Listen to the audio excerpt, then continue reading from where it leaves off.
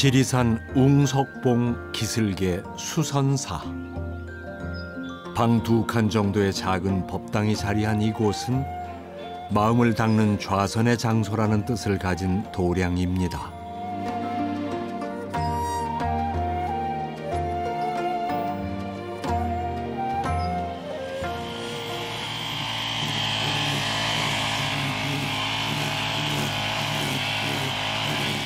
잔디 깎는 작업이 한창인 것 같은데요.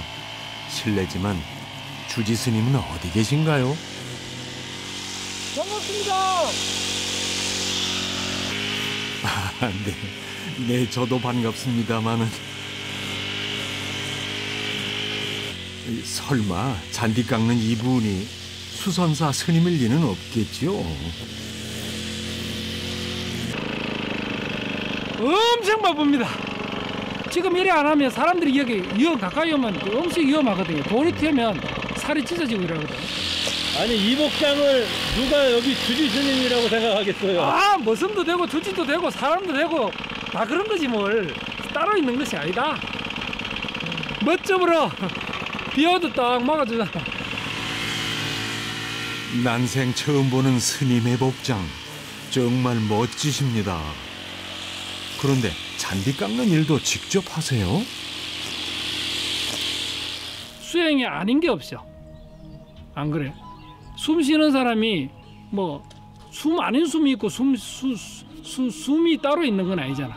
그래서 모든 일이 그냥 부처님 되어가는데 통로 아닌 게 없고 과정 아닌 게 없어요.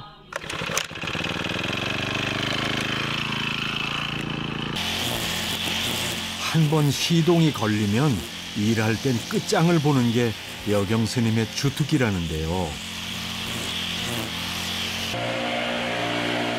온갖 시름과 번뇌를 훌훌 날려버리듯 구석구석 흙먼지를 털어냅니다.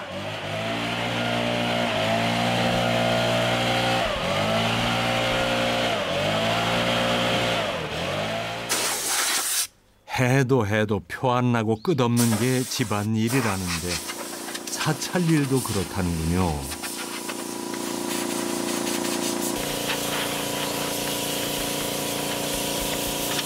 시원하다. 일을 이렇게 찾아서 하세요? 이렇게 안 하면 관리가 안 돼요. 누가 있다고 해서 관리하고 없다고 해서 관리, 이런 건 나는 제일 싫어해요. 존재감을 드러내주는 거지. 존재감. 나무는 나무대로 깎아주고 정리해주고 나무가 멋있고, 돌은 돌대로 또 지대로 또 멋있잖아. 멋을 아는 사람은 그냥 돌멩이 하나만 봐도 아름다움을 만들어내요. 그게 행복 아니겠어? 그러고 보니 스님의 작업복도 명품 못지않아 보이는데요.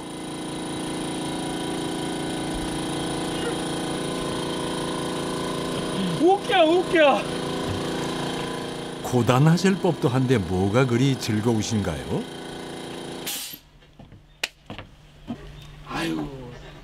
일하는 님이 뭘 썩내가면 이래? 너무 이렇게 저렇게 사는 거지. 이렇게 하면 돈이 얼마 들어오겠다. 그런 사고방식 갖고는 저도 못 써요.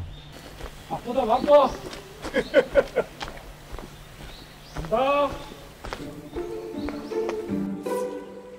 스님의 30년 지기 벗, 소나무도 아침 세수를 합니다.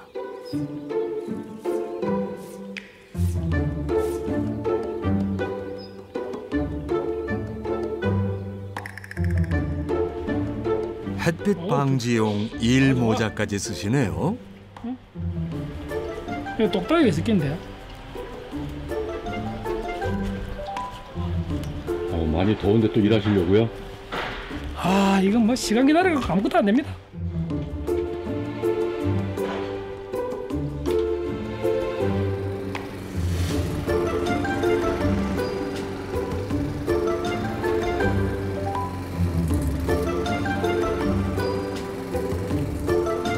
스님은 여전히 홀로 바쁘시고 덕분에 찾아온 손님들은 구경 삼매경에 빠져 한껏 여유롭습니다.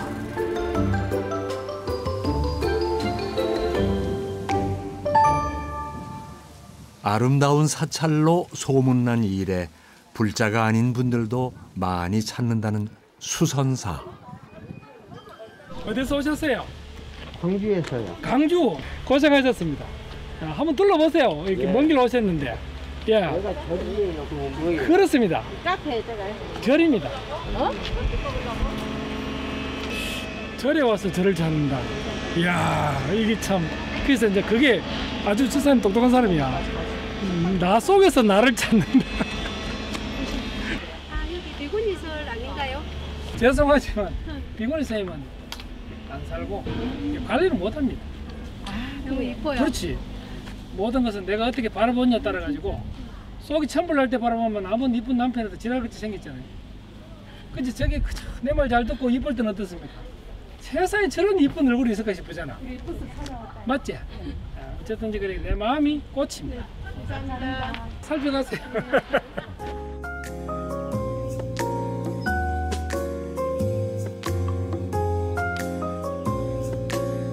생각으로 헤아릴 수 없는 세계가 인연이라고 했던가요? 한 스님과의 만남으로 이 터를 잡은 지 어느덧 30년이 흘렀습니다. 하늘이 내린 인연의 싹을 지켜 튼튼하게 뿌리내린 도량으로 가꾼 건 순전히 여경 스님 혼자의 몫이었죠.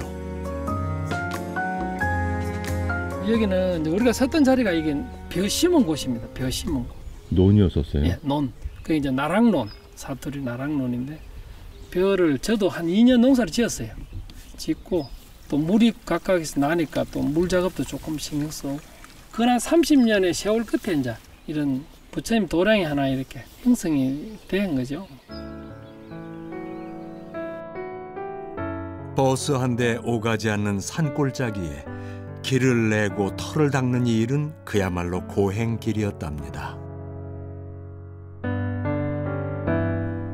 수선사가 생긴 지 15년 만에 대법당을 지을 수 있었다니 가히 짐작할 만하죠.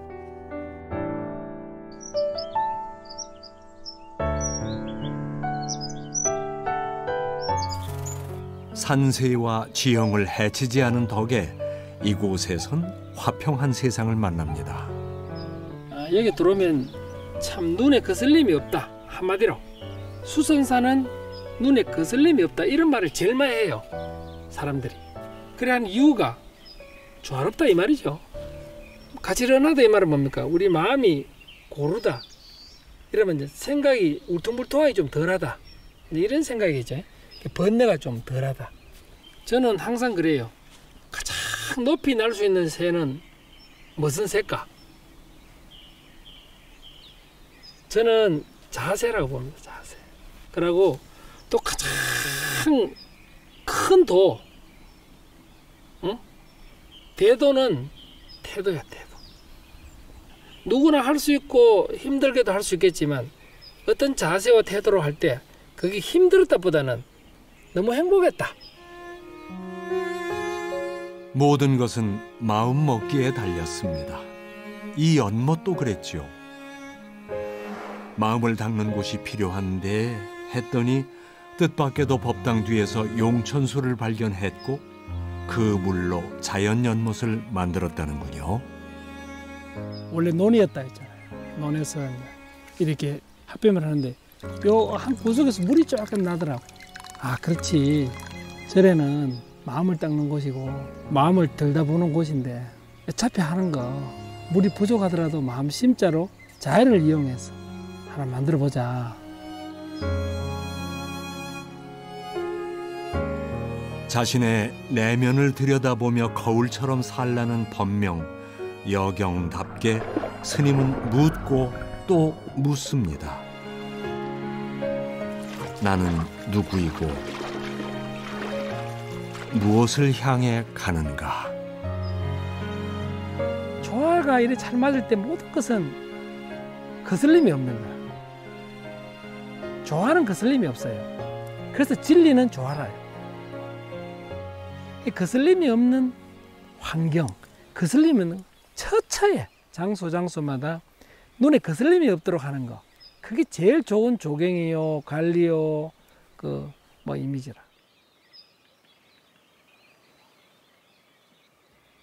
자연이 준 선물, 스님은 그런 걸 횡재라고 한다네요. 이 돌은 보배 자체입니다. 이 돌은 세상에서 열에 생긴 바위는 이것밖에 없다 이 말이지. 여기 있는 법당을 지으면서 땅을 파면서 놓은 거거든 이게. 그래서 이 바위는 참말로 저한테는 보배입니다. 보배. 스님의 보배답게 바위 모양이 좀 특이하죠? 딱 거북 덩어리가 저렇게 딱 이렇게 돼 있잖아. 희한하지 이게. 야, 저도 깜짝 놀랐어 이거. 돌을 씻어 보니까 흙에 막 붙여있던 것을 씻어 보니까 이렇게. 와, 이거는 비상하는 거북입니다. 비상. 하늘을 나는 거북이라니까 이게. 그러고 보니 딱 하늘로 날아갈 것 같은 거북 모양이네요.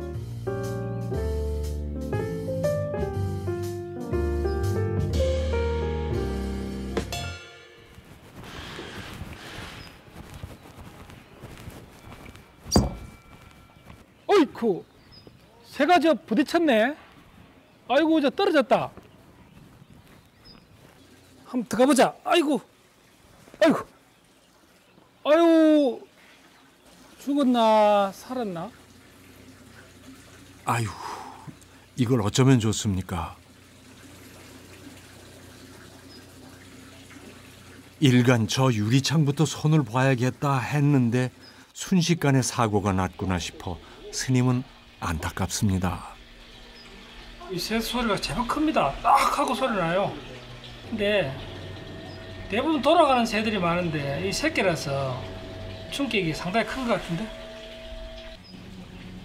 이 녀석도 잠시 기절한 건 아닐까 싶습니다.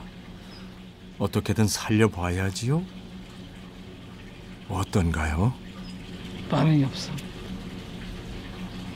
어려서 회복 능력이 없는 거야. 입을 벌리고 있으면 자기 호흡을 한다는 거야. 그거는 이제 물도 들어갈 수 있고 바카스 같은 것도 요즘 막 잘 살더라고. 입을 딱 다물고 있을 방법이 없잖아. 새끼니까.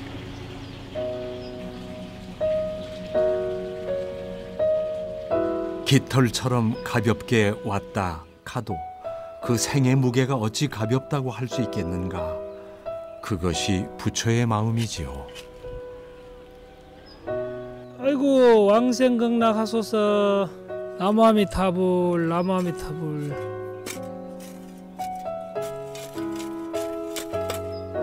그래 우리가 다 이 생과 사가 이런 거라.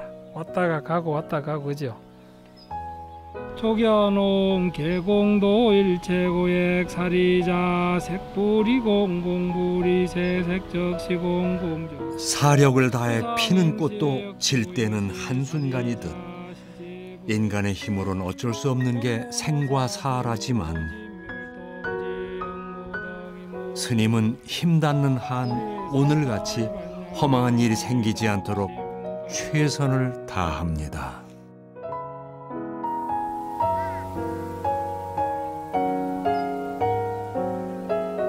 어디서 오고 어디로 가는가.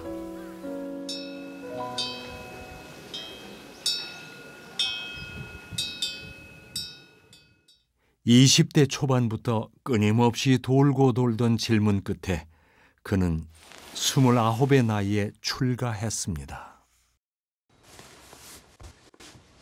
육군 사관 생도를 지망했던 청년은 해병대를 마치고 한때는 자동차 부품 회사에서 전도 유망한 셀러리맨으로 인정도 받았지요.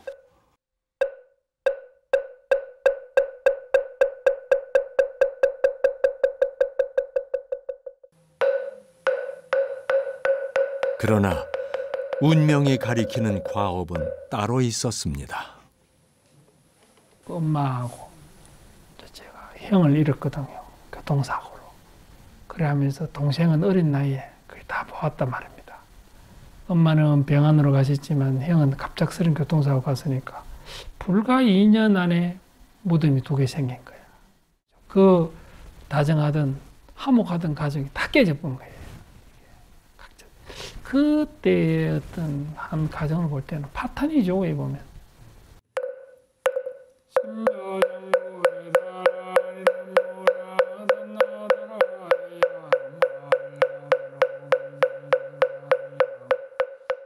그날이 제대하고 오는 날 11월 말이었는데 날은 쌀쌀하고 대문은 잠겨있고 그때 그 마음은 이런 말 할 수 없죠.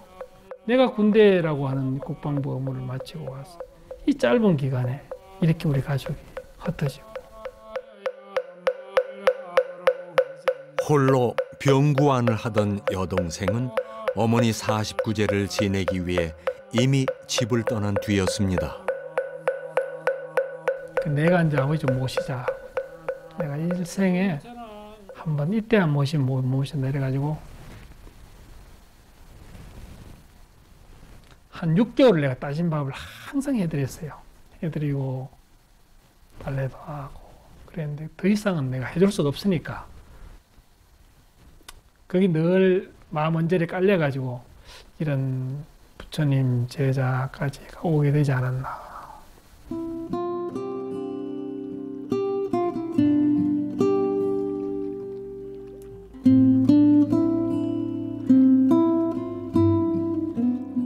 그토록 갈구하던 행복의 문전을 발도 디디지 못하고 또 어떤 생은 평생에 최선을 다한 보상도 받지 못한 채 떠납니다.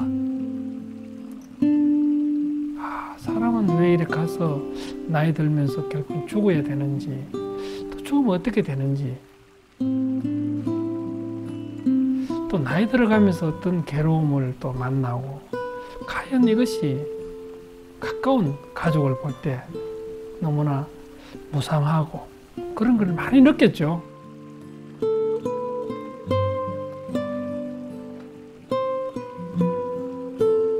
수소문 끝에 여동생을 찾아가 만난 곳은 어느 겨울 운문사의 한 암자였습니다.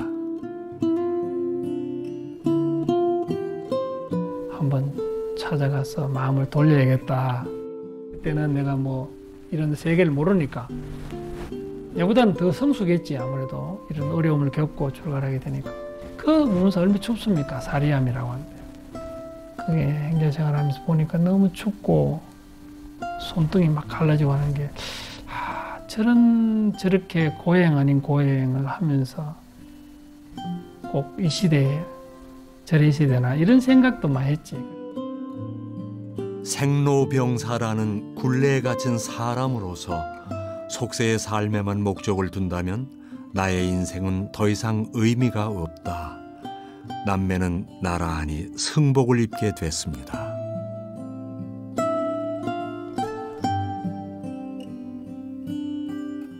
물은 어떻게 살아가는가? 이 모습을 보고 사는 거지. 물이 지나갈 만하면 지나가고 우회할 만 우회하고 또 물이 또 높으면 비켜가고 또 웅덩이가 있으면 메워주고 넘어가고 그렇잖아요. 다 이 물이 하나 보면 우리 인생살이하고 다를 게 하나도 없어요. 그래서 이제 바다는 울퉁불퉁한 물이 내려온다고 해서 울퉁불퉁하다 하고 고요하게 내 쪽에 온다고 고요하다 일 안 하잖아요. 그저 받아들이잖아. 그 상태가 바다의 삶이 아닌가. 그걸 깨달음이라고 하겠지.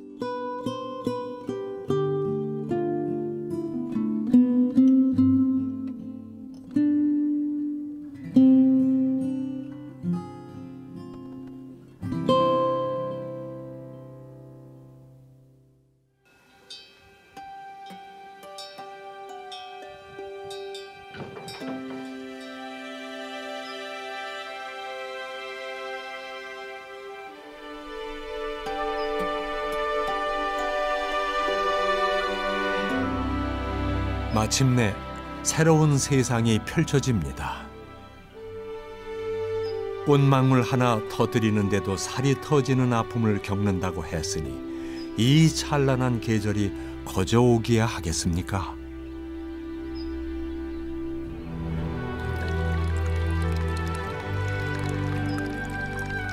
좋은 일은 추억이 되고 나쁜 일은 경험이 됩니다. 산다는 건 그래서 소중한 법이지요.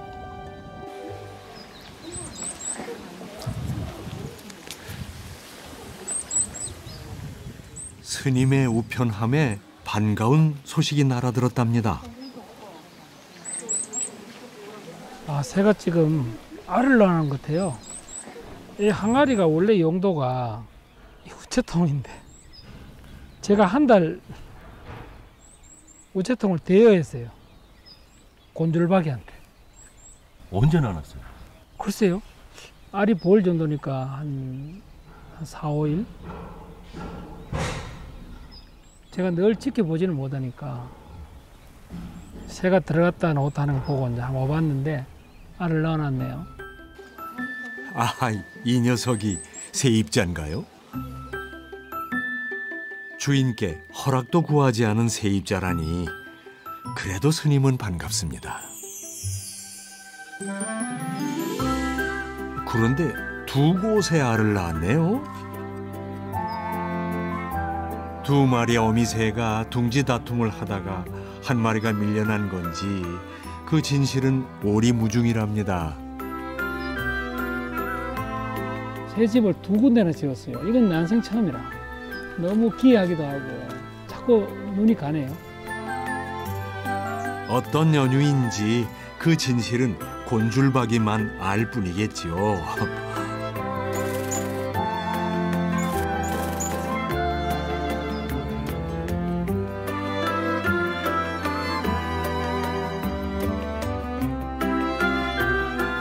여보세요, 곤줄박이님.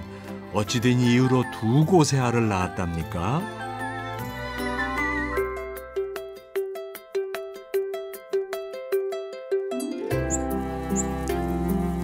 양쪽을 오가느라 어미새는 분주합니다.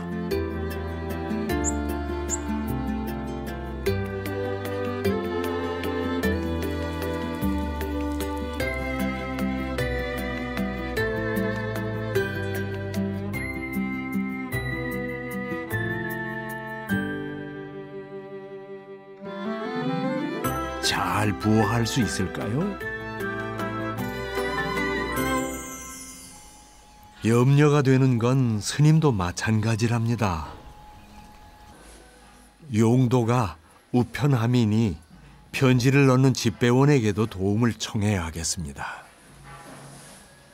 제가 도와줄 수 있는 부분은 이 부분밖에 없습니다. 근데 작년에는 안 왔어요. 근데 2년 전에 새가 부화를 12마리를 했어요. 새끼를 12마리를 했는데 세상에 꿈틀꿈틀하고 이제 빨간 이제 깃털이 이제 다 생기기 전인데 근데 뱀이 들어갔어요. 그래 들어가고 다 죽었어요. 진짜 그 당시 눈물 났어요. 가까이서 이렇게 지켜보는 마음은 굉장히 언짢았어요. 그래서 새가 놀랐는지 안 왔어요. 다시는 내 집에 안 온다. 내 자식을 몰살당했으니까.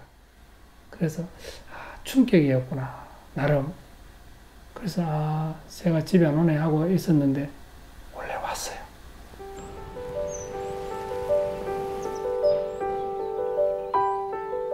모쪼록 어미새의 수고가 헛되지 않기를 도울 뿐입니다.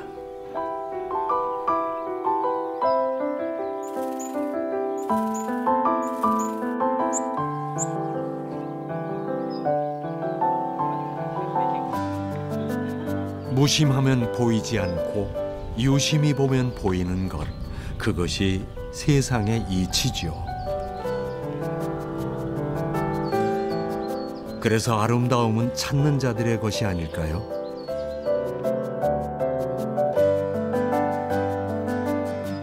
자연이 행하는 대로 놓아버리면 평온해집니다. 그물에 걸리지 않는 바람처럼.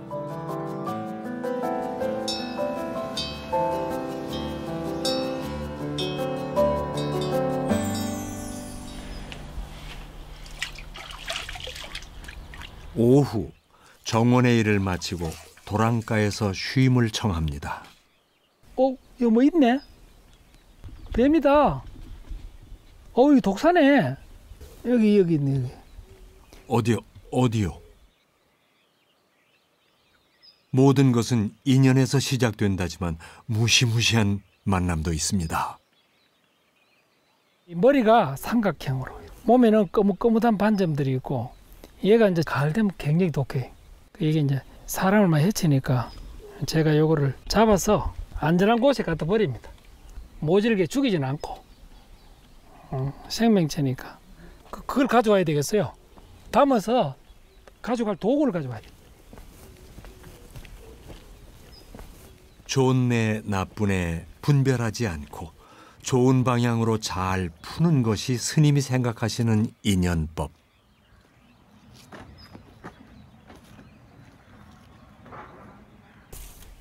우와, 이 독사입니다. 독사. 무섭죠? 아, 이거 보세요. 힘이 있잖아요. 일찍 나왔네. 이제 이래가지고 멀리, 적어도 도랑 하나를 건너야 돼요. 도랑 하나를 건너야 이 집을 못 찾아와. 얘들도 생명이 있잖아요. 이 생명은 우리하고 다르지 않거든. 사실 모습만 다르지. 얘도 움직일 줄 알고 뭐 햇바닥 낼 줄 알잖아. 우리 사람도 똑같거든. 부처님 말씀에는 사람한테 해를 끼쳐도 죽이면 안 된다. 원한을 만들기 때문에. 원한을. 왜냐하면 죽으면서 아, 나 니한테 어차피 죽을 거 니한테 죽으니 정말 기분 좋거든. 이래 죽는 사람이 없잖아. 나쁜 마음을 갖지 마라. 결국 마음이 주인인데 마음을 어떤 식으로 나쁜 마음을 갖지 마라. 상대한테. 그러니까 가급적이면 칭찬하고 이렇게 서로 받들어 모시는 이런 존중, 존경의 마음이 있다면 현 시대에 잘 맞는 것 같아. 이제는. 잘 받들어 모셔다 드린답니다. 한두 번 해보신 솜씨가 아니죠?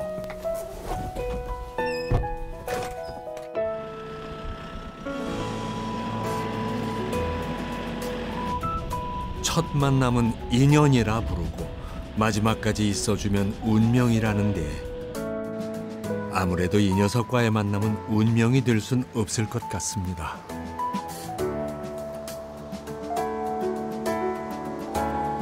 좋은 집에 사세요. 잘 가.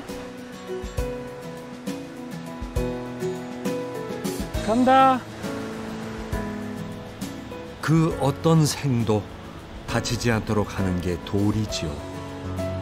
나뭇가지를 지나갈 때는 작은 몸으로 큰 몸이 되어 산을 덮을 때에도 산을 해치지 않는 구름처럼 말이죠.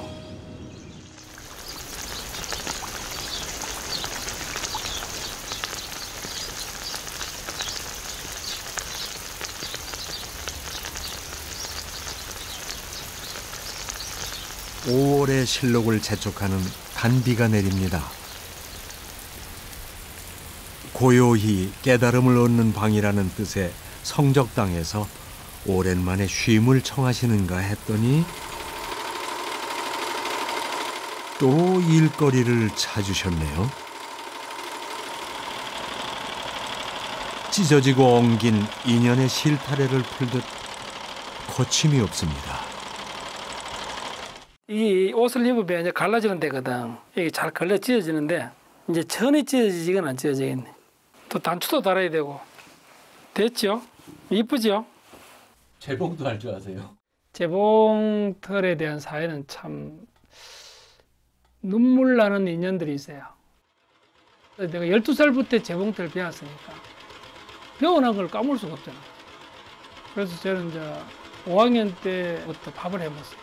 밥을 해먹으니까 재봉도 배워라. 그래서 엄마는 그래놓고 덜에 일하러 가는 거야. 엄마가 열심히 일을 하니까. 그 가르침이 곧 부처의 길이었습니다. 홀로 행하고 게으르지 말며 비난과 칭찬에도 흔들리지 말라. 지금 수순사라는 이름을 하나 만들고 이런 도량을 만들었지만 사람한테 기대를 하고 살질 않았어요. 저는. 왜? 다 가능하니까. 농사 지어봤죠. 나무 해봤죠. 밥 해봤죠. 그때는 서럽고 믿고 그렇지만 엄마가 일찍 가시려고 또 내 혼자에 앞으로 네가 살아간다고 마치 예지를 한 것 같이 너무 찍으면 고맙고 감사하고. 세상살이 어려움이 독이 될지 득이 될지는 스님 말씀처럼 마음가짐에 달린 거지요. 시간이라고 하는 이 기다림, 세월이 참 이걸 해결해주고 기다릴 줄도 알고 또 이렇게 제가 몸소 투입해서 또 일을 성취되는 일도 많고 여러 가지로 저는 항상 감사히 생각합니다.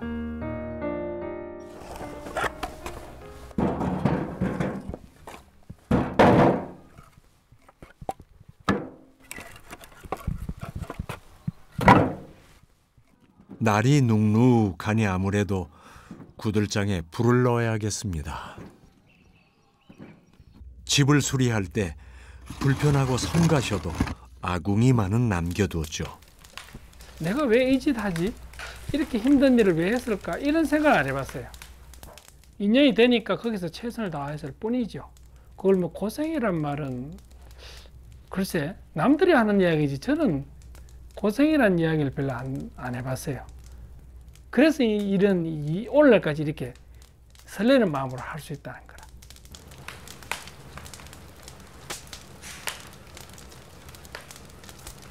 충만한 삶이란 축적이 아니라 소멸에서 오는 것.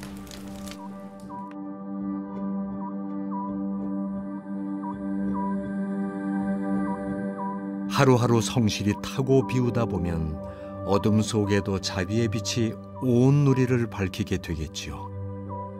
은하수처럼 말입니다.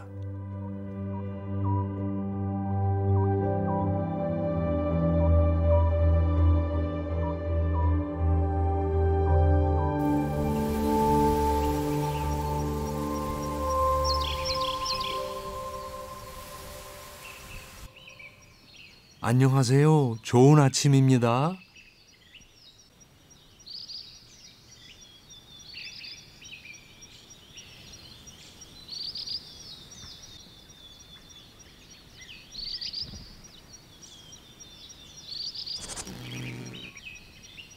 자연의 모습은 어느 것 하나 성실하지 않은 게 없습니다. 언제 뽑힐지 몰라도 날마다 쑥쑥 자라는 풀을 보면 걱정과 불만은 사람에게만 있지요. 잡초가 언제까지 뽑아야 되지 이런 생각을 별로 안 해봤어요. 진짜 부정적으로 생각해 본 적은 거의 없다. 그리고 부정적으로 할 밖에는 하지 마라. 저는 교육을 그렇게 가르쳐요. 짜증나고 불평스럽고 불평하고 하지 마라. 안 하는 것보다 뭐하다. 일이 쉽게 이루어지면 가볍고 오만해진다. 이것이 좀 힘들어도 즐겁게 사는 스님의 비결입니다. 우리 마음이 고를 때 모든 세상이 고른 거예요. 그게 맞는 거라. 내가 좋은 시각으로 고르게 보면 누구든지 평등한 거예요. 보는 시각도. 내 마음이 고르지 않을 때 울퉁불퉁할 때는 뭡니까? 세상도 그대로 투영이 된다는 거죠. 울퉁불퉁하게. 풀처럼 살아라. 내가 이기지 못한 건 풀밖에 없다. 어머니께서 그러셨죠. 풀과의 전쟁, 이렇게 한 무덤이 쌓이면 스님의 한 해가 간다는군요. 일을 계속 찾아서 하시는 거예요? 찾아서 해야죠. 일이 나한테 다가오지는 않잖아요. 내가 다가가야지. 그죠? 모든 게 그렇습니다. 우리가 사회도 타인한테 이렇게 마음을 낮춰서 다가갈 때 그 사람이 받아주지 나한테 찾아오길 바라면 쉽지 않잖아요. 그래서 항상 저런 친절해야 되고 또 저런 연락두절절이 되면 안 됩니다. 또 안절부절이 돼도 안 되고 항상 저런 친절이 돼야 돼요. 무슨 절이 좋다? 친절이 최고다. 그것은 불교의 근본 목적이자 취지일 수도 있습니다. 사실은. 연락두절하면 안 되고 오로지 친절해야 한다는 취지로 살다 보니 이 큰 정원에 혼자뿐인 스님만 바쁩니다.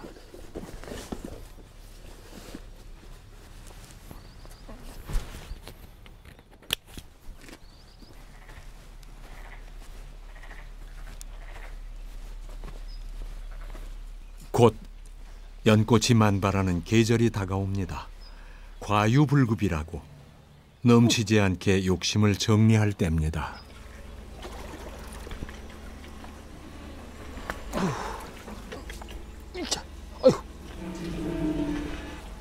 와, 이래 굵으니까 세력이 얼마나 강해요.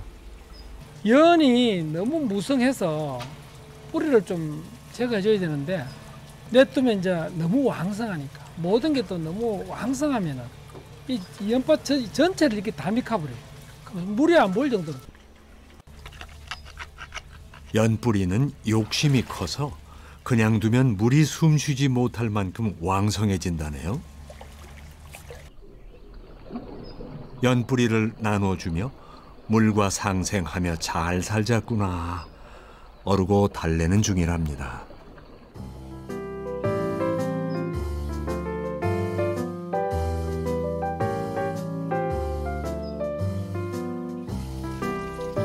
이 연못도 희한한 인연으로 시작됐습니다. 다랑이 논을 정리할 때 이쪽은 파자마자 돌이 가득해서 횡재한 기분이 들었다는데요.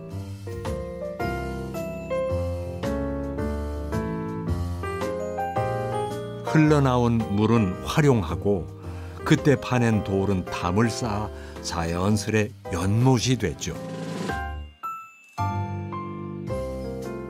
평탄 작업을 하다 보니 돌이 너무 많으니까 돌을 빼내다 보니까 넓어져 본 거예요.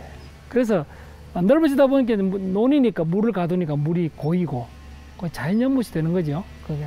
그래서 자연연못이니까 절이니까 연꽃을 심게 되고 또 연꽃을 심었는데 가까이 가서 좀 더 관찰하는 의미에서 이런 나무 다리에 구상하게 된 거고.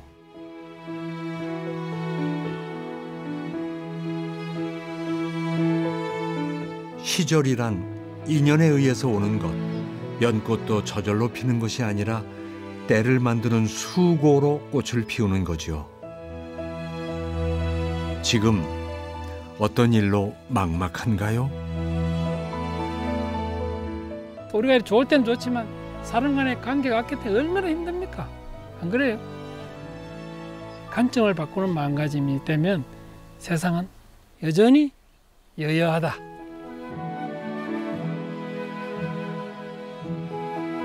기대하지 말고 막지도 말며 붙잡지도 말라. 그저 가볍게 떠나라. 인연이란 인내를 가지고 공과 시간을 들여야 비로소 피는 꽃이니 기다리지 못하고 집착할 것이 또 무엇인가.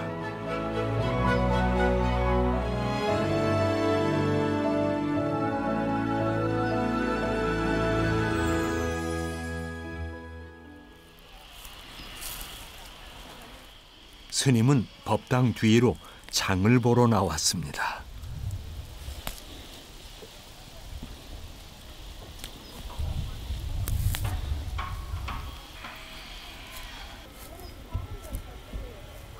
곰취와 고사리, 봄의 끝물을 알리는 나물들이 가득합니다.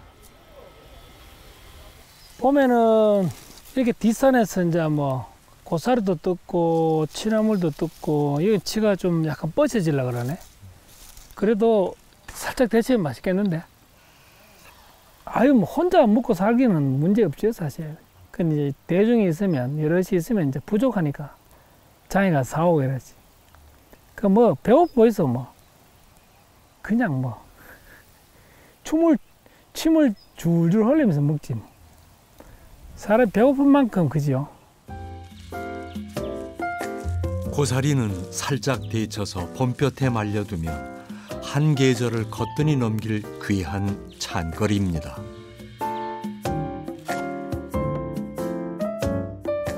취나물은 향이 가시지 않게 된장에 조물조물 묻히면 입맛 돋우는 반찬이 되죠.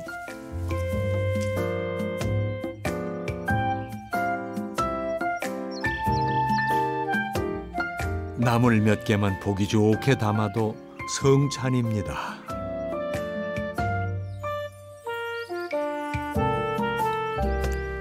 무엇을 먹든 마음 먹기에 달렸답니다. 저는 밥 먹을 때만은 너무나 고맙고 감사하고. 왜 감사하냐? 전부 도와줘서 내가 먹잖아. 쌀을 만들지도 못하고 빛을 만들지도 못하고 물을 만들지도 못하잖아요. 그래서 잠시 모였다 가는 인생, 불평불만의 씨앗을 심을 필요는 없다. 왜? 씨앗은 곧 결과니까. 사람은 기운 날 때는 몰라요. 이 정상이 얼마나, 이 순간 지금이 내가 이렇게 평온할 때, 건강이 그냥 무난할 때가 얼마나 좋은 시절이고 감사한 시절인지 몰라요. 행복은 결코 많고 큰 데만 있는 것이 아니지요. 작은 것을 가지고도 고마워하고 만족할 줄 안다면 행복은 그리 멀리 있지 않습니다.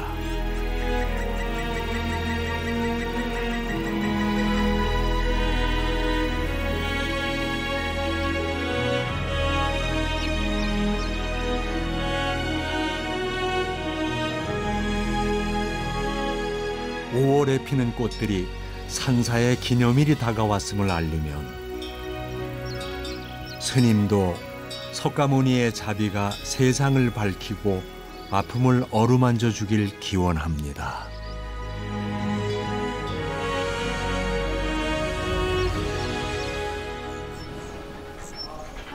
그런데 때마침 탄생의 기쁨을 알려온 녀석들이 있다는군요.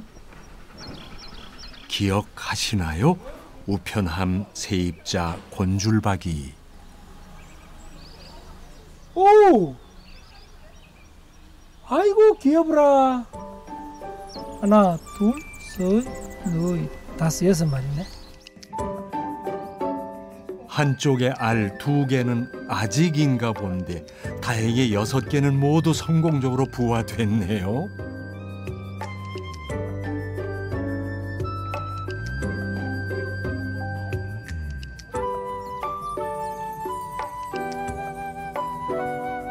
가끔씩 제가 지켜보는데 품기는 품어요. 근데 그게 만약에 안에서 자기가 얘는 안 될 것 같으면 품지 않을 텐데 품는 것이 너무 이상해요. 제가 이번에 처음 봤어요.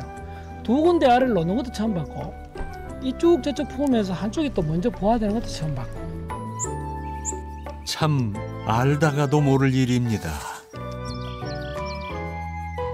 그래서 자연의 섭리는 신비하고 오묘한 법이죠.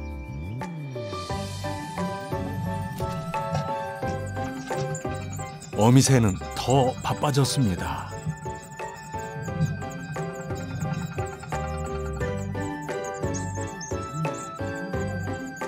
제때 먹이랴, 진자리 마른 자리 갈아 누이랴. 그야말로 육아 전쟁이죠.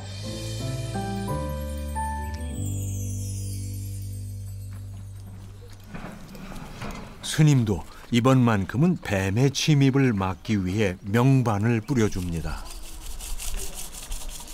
냄새 맡고 오지 마세요. 이쁜 새들이 둥기를 털고 있어요.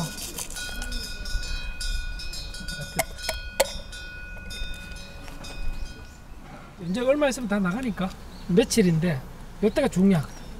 그래서 지금까지 안 오는 거 보니까 원래는 무사히 잘 넘어갈 수 있도록 이제 맹반도 가일청 정성을 또 드렸고,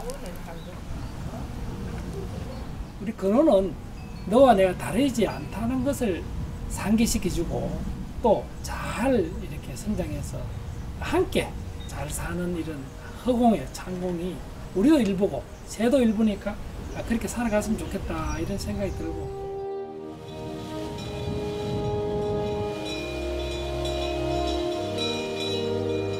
수선사를 다녀간 이들의 염원도 쌓여갑니다. 그 바람대로 모두가 성공하진 못해도 모두가 성장하고 성숙해지길 축원합니다. 행복은 멀리 있지 않습니다. 허공에 뭐 신기루같이 불면 얘기 아니고 지금 내가 느끼면 행복한 거예요. 그래서 모든 순간은 지금 이 순간이 가장 소중해요.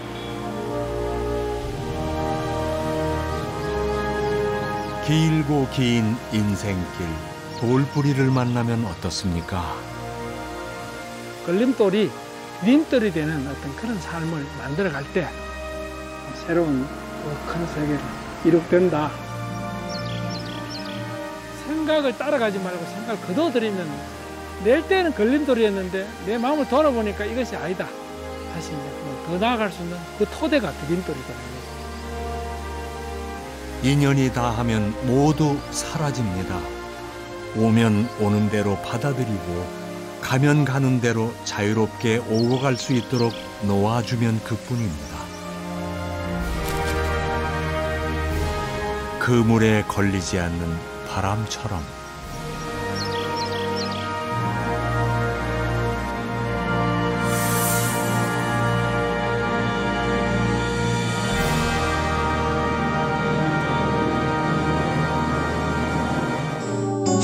KBS KBS KBS 한국방송